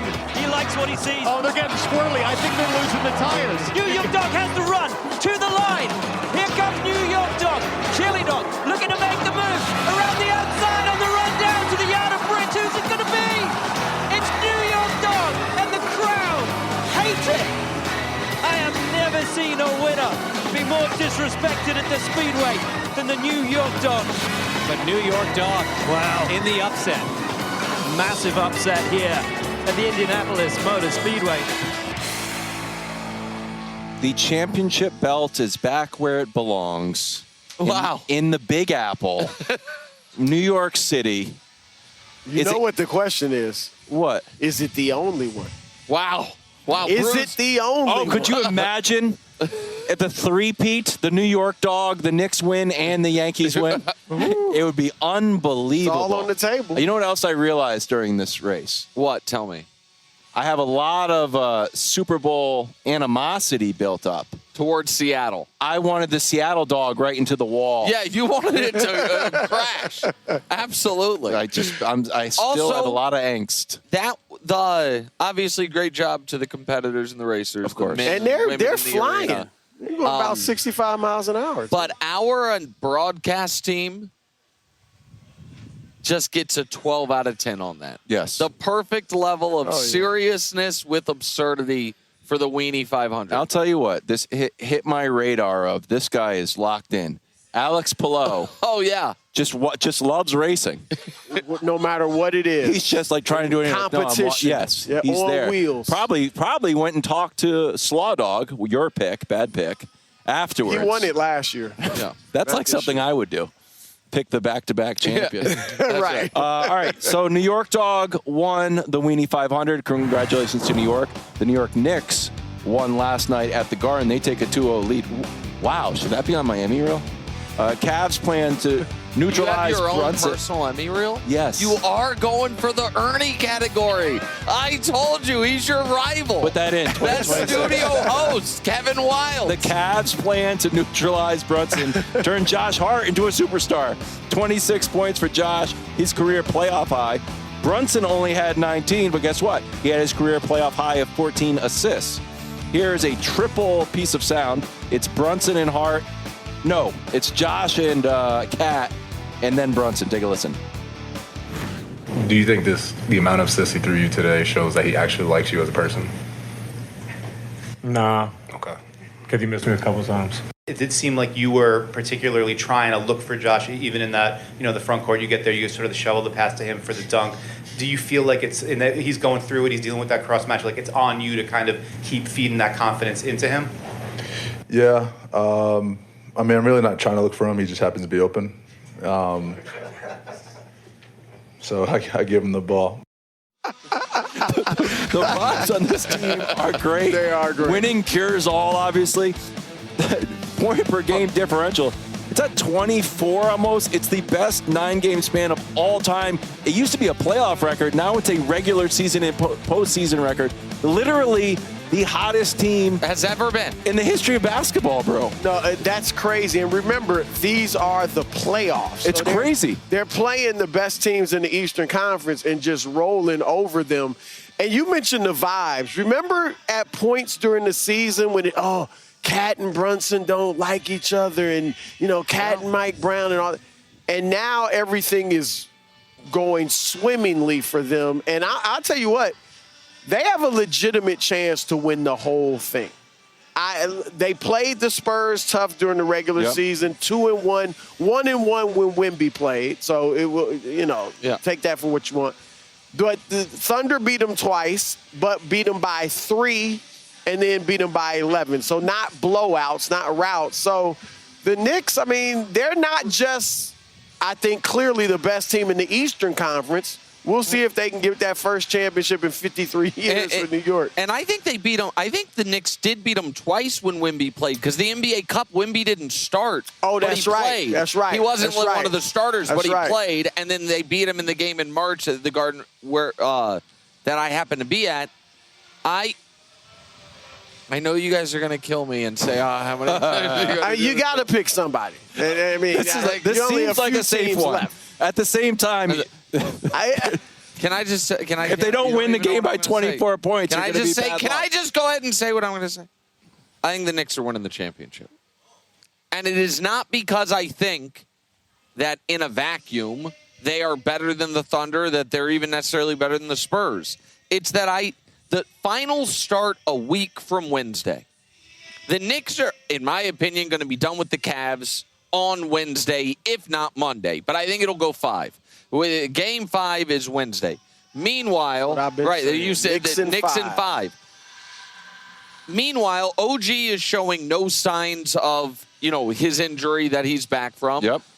And the Spurs and Thunder, and we're going to talk more about that series in a bit, it's just going to continue to be, I think, a war of attrition. And I don't think that series is ending anytime soon. I think that series is going to go 7, and it's going to put the Knicks at such a massive edge from not only rest leading up to it, but just cumulative wear and tear of these 2 months of the playoffs. Because it's not only that they're winning these series early, they're winning the games early. And so this tweet from Nate Duncan, I couldn't believe it, but this is just a playoff record tweet. But they now have the best 3-game, 4-game, 5-game, 6, 7, 8, 9, 10, 11, 12-game stretch of any team in NBA history in the postseason. I mean, when you win an overtime game by 11, when you were down 22 with 8 minutes when your only 2 losses are by 1 point each, here is what I would ask you, Brew, and I think I have a very discerning hoops eye, but I've said this before, I'll say it again. I don't know that there's anyone in the country I think has a more discerning hoops eye than you. What about me? I'll defer to you on that. I don't think there's anyone in the country that has a more discerning hoops eye than you. If we hadn't seen any of, if there was no 2026 season prior to the playoffs, if all we had seen was this postseason, do you think the general consensus would be, well, the Knicks are obviously the best team in basketball. The Knicks should be the favorites over whoever comes out of the West, if that's all that we had seen? I mean, but we know about the players. We know about the players. Their histories. I don't think we still would say the Knicks. Just because if you're watching them at face value, you're going to say, oh, but San Antonio has the best player in the world, 7'5", can do this and that. Or OKC, they've got Shea. Shea obviously hadn't had a great postseason, so you might think the Knicks were better than them. I just think if you looked at it, though, you would think the Spurs, because of Wemby and his height and in their guard play. But to your point earlier, both of those teams in the West are already banged up. Yes. Who knows what could be the case in a week? Now, you gave me this great compliment about my discerning basketball eye, because I was going to say, I'm not going to say it now. I was going to say sorry, Knicks fans, for Nick picking you guys to win the championship, because he picked Boston, he picked Denver, he wanted to pick the Lakers. You always said he wanted to. He clearly was right. All he's saying right. Luka's going to be dancing at Kelsey's wedding. Exactly. They're all gone.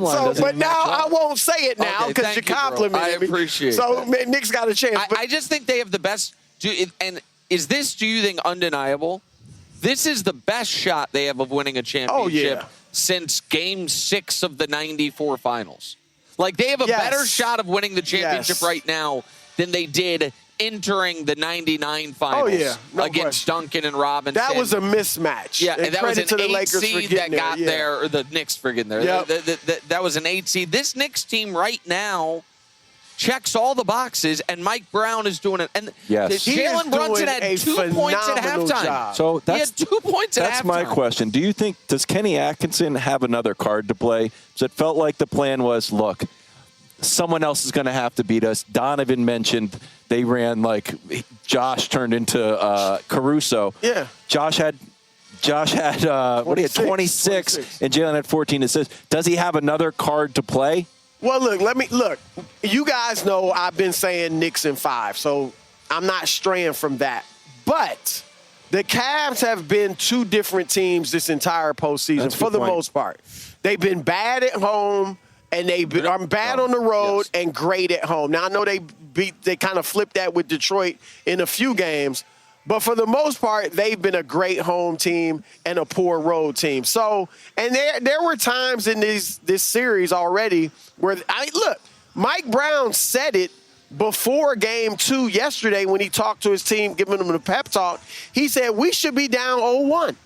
So the Cavs just gave away that first game. They clearly had it won. So there are things they can build on. Their strategy last night was to leave Josh Hart open, and obviously he killed him. I don't think they'll go there again, but they do have some things they can, point to. And like I said, they've been much better at home than on the road.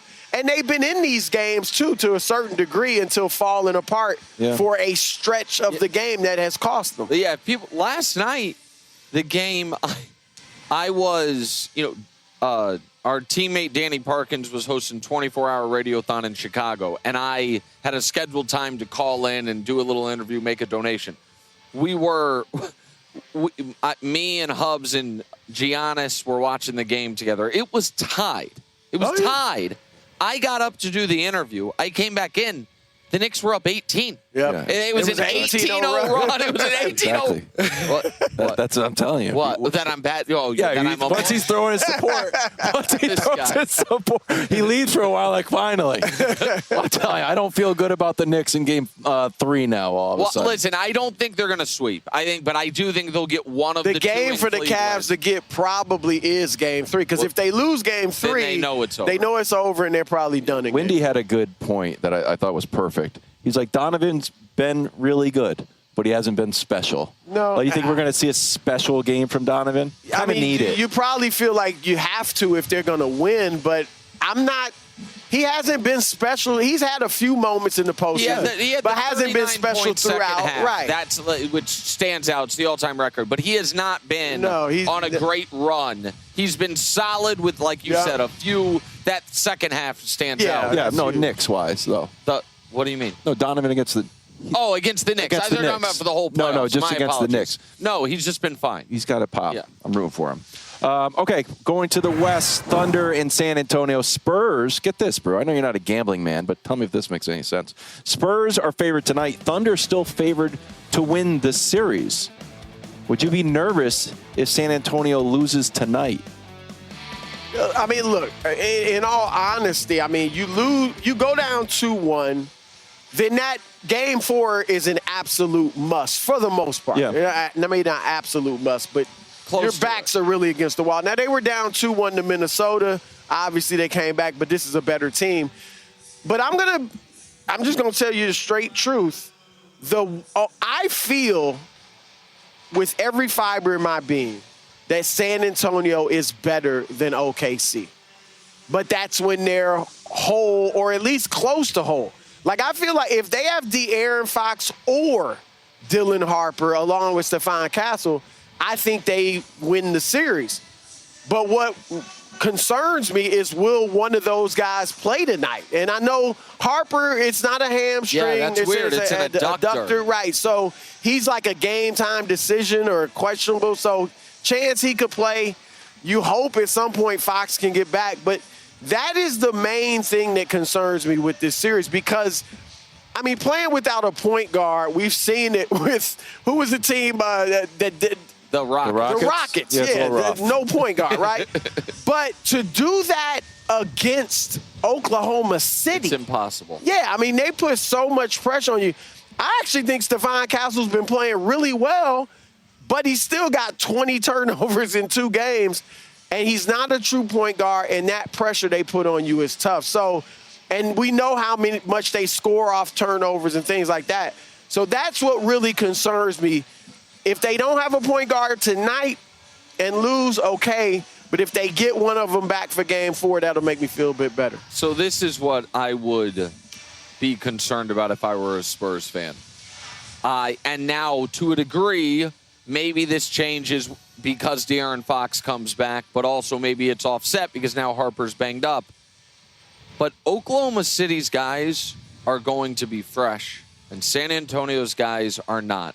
The top 6 in minutes in this series, listen, Shea seems somewhat indefatigable. He's at 90. But look at that. And that's with Harper leaving the game with injury. Yeah. There's no one on Oklahoma City that has played 68 minutes other than Shea. Meanwhile, Vassell, Castle, Wemby, Champagnie, all averaging 40-plus minutes. Harper was going to be, if he didn't get injured in that game, to the point to where you saw the Spurs be like, all right, we'll play McLaughlin some. We're trying to lighten the load. So that, I think, is concern point number 1. Concern point number 2, if I'm the Spurs, is, all right, are they going to keep letting Hartenstein get away with this? No. And don't you think Wemby's going to come out tonight? Now, when we've seen him not have a solid game, or mediocre for him, he generally comes back, whatever, he needs to do, talk to Pop, talk to Mitch Johnson, but find out what adjustments he needs to make, and then he usually comes out with a huge game the next night. So I'm thinking we're going to see a different Wemby tonight. Obviously, he'll try to go outside if they do what they did with Hartenstein, but I think it's going to be a different whistle. It's in San Antonio, and Hartenstein was all over him. So this is what I was kind of leading into. It's a really unique situation because we talked about it, Brew, that whether it's Shaq or Wilt or Kareem, those guys get beat up, they get hammered. Shaq got fouled on almost every little, layup attempt he had his whole career. That's not really what's happening here. Wemby is getting fouled without the ball. Right. Going for rebounds and things like that. Or different defensive rotations. Right. I think that is – I don't think what the Hartenstein-Wemby stuff in Game 2 was so much the refs letting Hartenstein get away with it as much as it was them not seeing it. Because you're watching – it's obvious when a guy has the ball. Everyone's focused on it. But when it's – help side defense in traffic, and I'm just grabbing your arm. It's a very unique thing. So I do think they will be more aware of it, but I think it's a hard thing. It's going to be hard to officiate, and I think it is. Listen, I can be as annoyed by OKC as the next guy. It is a smart strategy. It's win-win. It's actually smart. It's like, all right, best case scenario, we've got Wemby all tied up and he's ineffective. Best case scenario, too, we see frustrated Wemby, maybe not an elbow, but maybe a flagrant foul or something. And it almost feels like he overcorrected post elbow where he needed to tell Well, he thought about the one on Shea. That was he had the little. Yeah. He's had and when he ran over, was it Caruso? Yeah. He kind of ducked the shoulder. But I think, Nick, that's a good point you made about the refs, but there's been so much talk about it since Game 2 that they're clearly going to be on alert. And I wouldn't be surprised. In fact, I imagine the Spurs did send a tape to the league office to say, hey, you see, because Mitch Johnson talked about it last series, so I'm sure they've alerted the league. It's also the other kind of unique wrinkle is I don't think the Thunder care that much if Hartenstein gets in foul trouble. No. So, if Hartenstein picks up early fouls, it's not a situation where, we've got to change because we can't have him in foul trouble.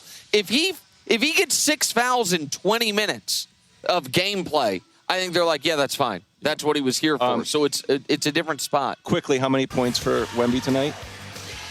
I'm going to say in the 30s. Ooh, that's good. What do you got? Say in the 30s. 27. with 17 rebounds. His rebound numbers have been insane. Yeah.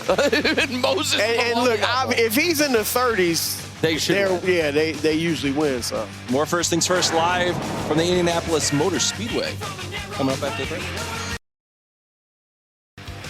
NASCAR Truck Series race from Charlotte has been moved up tonight on FS1. Coverage starts at 6:30 p.m. The green flag is at 7 p.m., a little bit earlier. So tune in. Welcome back to First Things First live at the Indianapolis Motor Speedway. We are counting down the top 10 all-time Indy moments.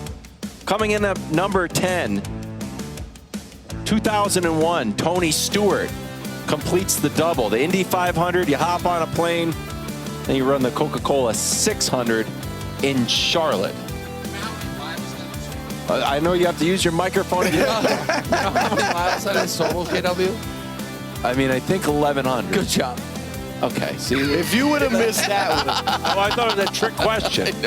I have a question for Brew. I want you to be 100% honest right now. And I'm not saying you just have to assume that we would be good IndyCar drivers, okay? Don't just be like, oh, you're not a good driver. I'm intrigued by this. Out of all three of us, who would be the most likely to be able to complete this feat if we were all drivers but we still had our regular personalities? This is not a hard question. Moi. Nick said it's not a hard question. Me. I'm a driver. We're all drivers. I grew up driving. My family always drove from Ohio to Louisiana, Indiana to Louisiana every summer. Well, were you driving I'm the car? comfortable in the car. Hold on. I love. Now, when I had kids, I drove. Who's the only we person didn't fly? here We drove that was everywhere. a professional driver that drove for his job? This guy. Doing what? Delivering. What kind of driver? Not delivering steaks. Door-to-door steak salesman. Drove 3 hours into the middle of Missouri, knocked on every door in a town because they didn't have steaks available unless you're going to kill a cow. Sold the steaks, drove back. Could you imagine? I think we've all driven at some point. Not for our professionally. job. Oh, no. I was a professional driver, essentially. Didn't you have So Nick thinks it's him. No, I didn't steal the van. I think his buddy stole the van. No, the guy who started the company stole the van to start the company, but it bootstraps. Wait, what? Number 9. Long story. What's number 9? That's Who still you number think 10. it is? I thought it was Nick. I was, yeah. He's got a lot of endurance. He'll be up late at night. Yeah. Alex Palou wins the Indy 500. I'd have had this ranked higher.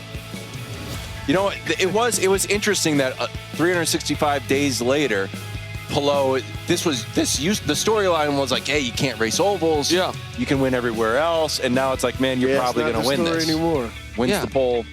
Dude is fantastic. I really believe he's going to be the GOAT. With respect to Andretti, with the respect to Scott Dixon, AJ Foyt, Al Unser Sr., I really believe he's 29, bro. He's got a shot. He's got a shot. He could get his GOAT potential, as we say. GOAT. Yep. How about this? GOAT trajectory. Well, right now he's on it. Yeah, I mean, if he does a four-peat, I mean, even if he doesn't, he keeps winning. Number 8, 1977, Janet Guthrie, first woman to race the Indy 500. I remember this. I lived here. This happened while I was living in Indianapolis. How long did you live in Indianapolis for? 4.5 years. Oh. Yeah. I didn't know that, bro. Yeah. I mean, I knew you lived in Indianapolis, but I remember Janet Guthrie. It was a big story because she was, first woman, obviously, and I was starting to get into the 500 just because I was here, and Catherine Legg, obviously running this 500 and trying to do the double. So already two of the best. Another one of my guys. 2021. How did he become your guy? Wins his fourth Indy. Much like you got to claim, you get to claim teams because you lived in the city. Yes. Whenever we have a driver on from a country that I'm the only one that's been there, I get them. So I get all the New Zealand drivers and I get all the Brazilian drivers. It's fair. Fair is fair. He's got a lot of mileage out of this. I know. Like, I was there. Do you know Brian, the guy? I knew you were going to. It's a tiny country. He's People on it. like when they Do you come know visit Steven it. Adams? Right. I knew you were going to make fun of me Just for keep that. on saying That was a crazy question. But he Did did it happen? Did you grow up with Steven Adams? He did know him. Just a shot in the dark. Did you guys maybe go to the same school? I said on the front end it was going to sound crazy, but I had an inclination from my time spent down under that they knew each other. I think he was humoring you. He was a nice guy. He went along with it. Whatever. Why spoil the show? 1982, Gordon Johncock wins by 0.16 seconds over Rick Mears. Which is, Rick Mears, a legendary driver. Yep. And this was, I think, when it happened, the closest finish ever. It no longer is, but I think when it happened, that was the closest finish ever. 0.16 seconds. Yeah, it's pretty good. That is incredible. Moment number 5, 1989. Fittipaldi wins under caution. This is sick. If we're going to show the video, I think we're going to show. Watch this, bro. Bang! Ooh. Touch wheels. Yeah. Unser crashes. Fittipaldi wins. I'd be pretty angry if I was Hal Unser Jr. there. Yeah. It's right before the final lap. You spin me out. Ooh-wee. Fittipaldi, another one of my guys. He's Brazilian. Sorry, it's just true. It's just true. I guess there's nothing I don't. If anyone's ever from the shipbuilding capital of the world, or wherever you're from, submarine. Yeah. This is sick Danny too. Sullivan with the spin and win, 1985. Yeah. Leading the race, lap 120, full 360 between turns 1 and 2. I just looked up. I was waiting for the spin, but we already saw it. Yeah, this is. I thought this might be number one, just because I think that is a video. I don't know. It used to be on the beginning of Wide World of Sports. Yes. It's one of the most famous car racing videos ever. Right. Was him spinning out and still winning I want to see it Indy again. 500. I got to see it again. Okay, here we go. Watch it again. After the flowers go off the neck, watch. Avoids the wall. Unbelievable. Keeps it going. That's pretty awesome. You're right, Nick. That it'll be interesting to see the top 3. Yeah, that, to win anyway. Pretty good. That's pretty good. I would try to pull that off now. Moment number 3. J.R. Hildebrand crashes after leading in the final lap, 2011. I mean, this certainly isn't top 3 for J.R. Hildebrand. No, this is almost like a bummer. I mean, it definitely is. I mean, that's. I mean, brutal. And they, obviously he never. I think that was his first Indy ever. Yeah, his rookie. And he never ended up winning one. Moment number 2, 2006. Sam Hornish passes Marco Andretti down the final stretch. We've had a lot of these best finishes. If you go on YouTube, look at best Indy finishes. This is obviously one of them, but there's top 10 finishes. Have a lot, we've heard that throughout our time talking to drivers about getting to the position last, top 5 last few laps. But you got a shot. But that was the first time. So that was, you said that's 2006, right? 2006, correct. So that was the 90th running of the race. That was the first time ever that someone executed a last lap pass to win. Well, that was the first time ever. Yeah, first time in Indy history a driver completed a pass on the last lap to win the race. When's the last time ever? I know. Joseph Newgarden, baby. Yeah, that's what I was Final award. Yeah. Gotcha. There you go. Are you in the draft trying to shake me? Yeah. No, I'm gone. And number 1, the closest Indy 500 finish ever, 0.043 seconds, Al Unser Jr. against Scott Goodyear. Sorry, I just want to be quiet and watch it. The .043 is pretty unbelievable. Okay. It's coming. No, I was just waiting for the finish line. But I guess it's coming right here. Oh, yeah. Wait for it. There's a long video for the very end. If you're watching the podcast, we're just here it is. We're just enthralled with the finish. Right. Wow. Oh, not even a full car length. No. Yeah. Wow. So there you go. Top 10 Indy 500 moments of all time. And now you're in for a real treat. I spent a lot of time working on this. Spent a lot of time working on this. We do it before every big event. And by we, I say, Nick, you should do a top most to gain list. Yeah. And he says, sure. And I just intro it by saying, time for most to gain. Most to gain from the 110th running of the Indianapolis 500. 8 drivers on this list. Start at number 8. Alexander Rossi. Yeah. Crashed this week. He has won this race before. He is one of only 2 Americans to win it in the last decade, Joseph Newgarden being the other one. He would join Newgarden, Sato, and Elio as the only active multi-time winners. He does have the 5th best odds despite this crash earlier in the week. Number 8, Alexander Rossi. Number 7, one of my favorites, a guy we talked to last year, a guy who was going to take chances, Takuma Sato. Yes. Again, and one of my guys, you know, I've spent a lot of time in Japan as well. It's just what it is, what it is. It's just one of my guys. He would be the 11th 3-time winner. He would become the oldest winner ever. We talked about that with Elio, but he would, if he were to win it, how old is he? He's 49. So he's not as old as Elio, but obviously if he wins it, Elio doesn't win it. Also, here's the other thing. 2 other things, actually. One is I put a little wager on him. The other one is this is the only race on the circuit he'll run.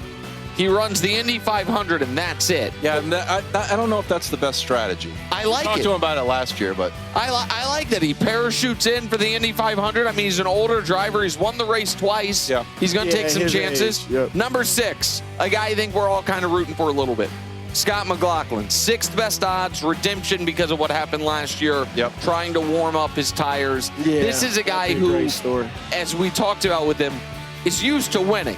Dominated the Australian Supercar Series for years. Last year, the crash at Indy kind of threw off his whole season. He had as we talked about, top 5 season-long finishes. And then last year, what happened in Indy, it seemed like threw off his year. This year, he's back in the saddle. Go ahead. When we talk about, like, you know, it's been a theme of both years that we've been here that the racetrack chooses who's going to win. Last year, it chose Scott McLaughlin. You're not going to win. You're going to lose. You're not even going to get his chance to start. It would be interesting for the counterbalance to come out. Be like, you know what, Scott, it's your year. Track, choose Scott. Yeah, and I really liked his kind of demeanor and the way he had dealt with it. He was a really, everybody's been a great guy, but I liked him. Yeah, and the fact that he was so gracious when KW was just so horribly mean to him, starting the interview off with that, not warming him up at all. Number 5, Scott Dixon. The Knight. He might, Sir Scott Dixon. He might have, if he wins this race, the best IndyCar career ever. He has won this race once in 2008, but he also has 6 times won the season-long series championship. He's been on the pole 5 times. He has 5 times come in 2nd or 3rd, and I think the relationship with Alex Palou is really interesting because they're teammates.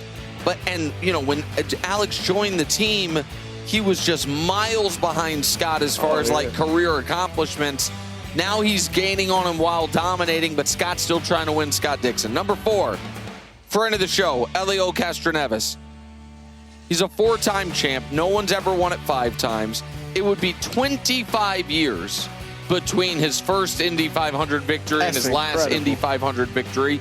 He's already the youngest back-to-back champ. He would become the oldest champ, and all of those records would feel unbreakable as far as the age, the gap of time between championships, winning it 5 times. He's the only guy who has 4 of them in the last 35 years. So if he got a 5th, it'd be truly remarkable. And then the big 3 for the top 3. Number 3, KW's guy, Joseph Newgarden. We're back. It feels like he's kind of trying to... Oh, you got your jersey. Love it. We're back. Brew, I think you're going to agree with me. Alex Palou's kind of snatched his chain.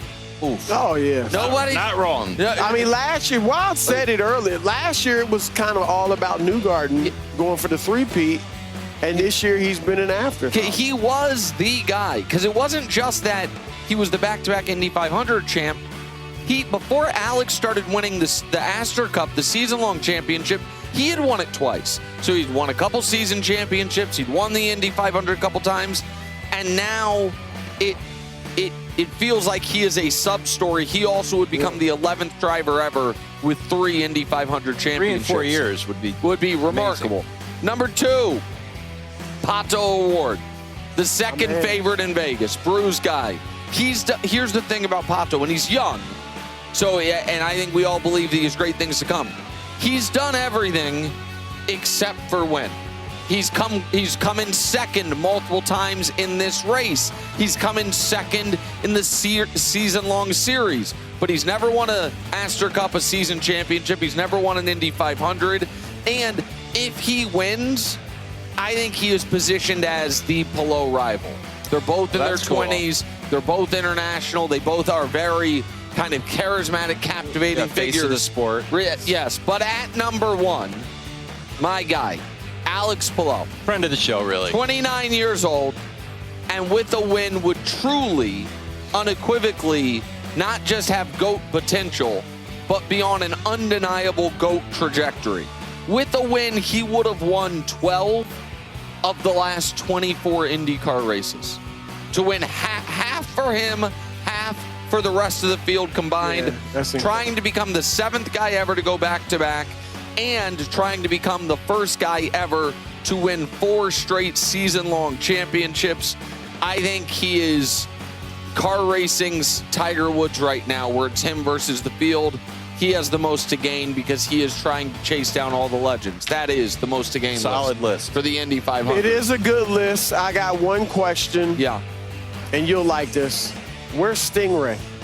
You know, Stingray Rob. I was thinking about him. If he won, that would be a big deal. That would be a big deal. And he's young. Maybe it'd be the start or something. And I liked him. I thought he had a great disposition. I liked him. I know. We were supposed to go work out with Stingray Rob. I did. You guys weren't there. at the IndyCar Yeah, the IndyCar gym. Exactly. I expected that to see you would there. be fun. Get on one of those simulators. That'd be great. That'd be great. I'll try and turn it. Maybe then next we would year get we'll the be answer on who would be better. Yeah, we should do that next year. No problem. And Giannis can film it. Yes, after the show we're going to do it. Really? Okay. Well, I'm ready. He's got a flight to catch. I'm ready. No, I'm flying out in the morning. I'm ready. Just say the first word. things first, live from the Indy 500, right after the break. Live from the Indianapolis Motor Speedway. You had a brief conversation with him in a hallway at our office that he brings up to this day. I vaguely remember this. I remember it like it was yesterday. I picked you last year. Sorry. I was a year early. I think Alex is pretty hard. Hey, he's the oldest driver. You just mentioned the youngest driver to win back-to-back. So why don't you guys put that back over there? First hour, a home run. Checkered flag, basically. It was great. Our mindset's win or go home. Heck yeah, dude. He's been singing your praises the entire show to the other drivers as well. I feel better that you guys are here on track. It's awesome. Normally we do it on video and it's not the same. I like that you guys are here. Yeah. Oh, he's going for it. He's going for it. Okay, that's a good one. That's a very good one. That was a good one. Yes. I'm glad we got that out of the way in the yesterday's show. Well, I got to do it too. Here's the deal. I'm putting this out right now because we're about to give our picks. Yep. If any of our picks or sub picks win, and they're with us on Tuesday, or Monday, whoever picked that guy has to do that. I will 100% do that. Brew? Sure. Okay, great. Absolutely. I mean, it's not going to matter because I'm looking forward to it. Yeah, me too. Okay, good. You know what I think it'll be? I don't know who Wild's going to pick. He's going to pick my guy. Yeah, but I'm just not going to spill it all over myself. That's part of it, though. That's part of it. I'm not going to close my eyes. Okay, well, that's whatever you like. Whatever your taste is. I don't care. Okay. All right, time for a segment called Final Thoughts and Picks. Yeah. You want to lead us off? Yeah, I do. I'm picking Alex Palou. He's going to win. He's going to go back-to-back, and he's going to become the first driver ever to win 4 straight season-long championships. But that's such an easy, obvious pick. I'm adding more. Yeah, you're allowed to have bonus pick. Bonus picks. Bonus picks are out of style. I think Scott McLaughlin is going to be in it at the end and finish in the top 3, along with Santino Ferrucci.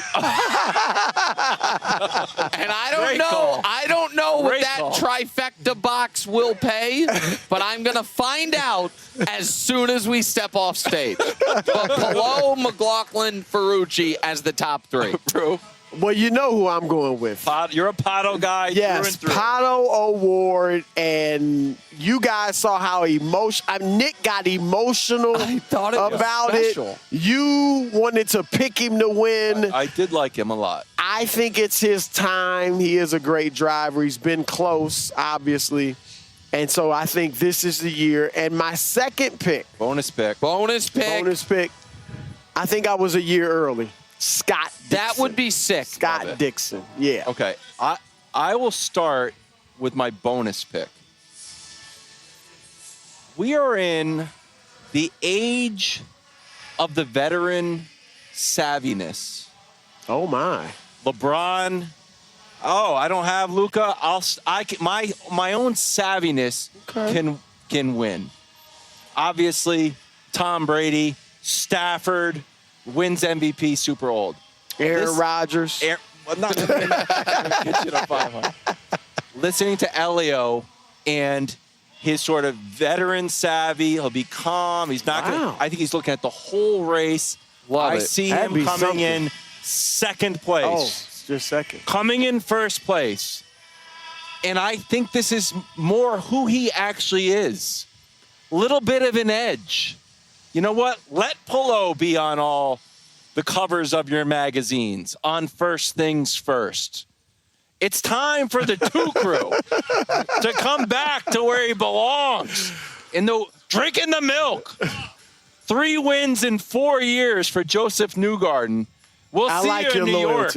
I like your loyalty. I do too. I respect it, KW. Yeah, I like that. A 2 crew. I don't think you believe it, but I like it. I respect it. And I did like If he doesn't win, I'm becoming a Palou guy. No, you're not welcome. No, you're Stingray Rob, maybe Scott McLaughlin. Oh, Stingray Rob. You're not in. Thank you to everybody who made this was show unbelievable. Happen. Loved it. Wonderful. Check out the Indianapolis 500 on Sunday.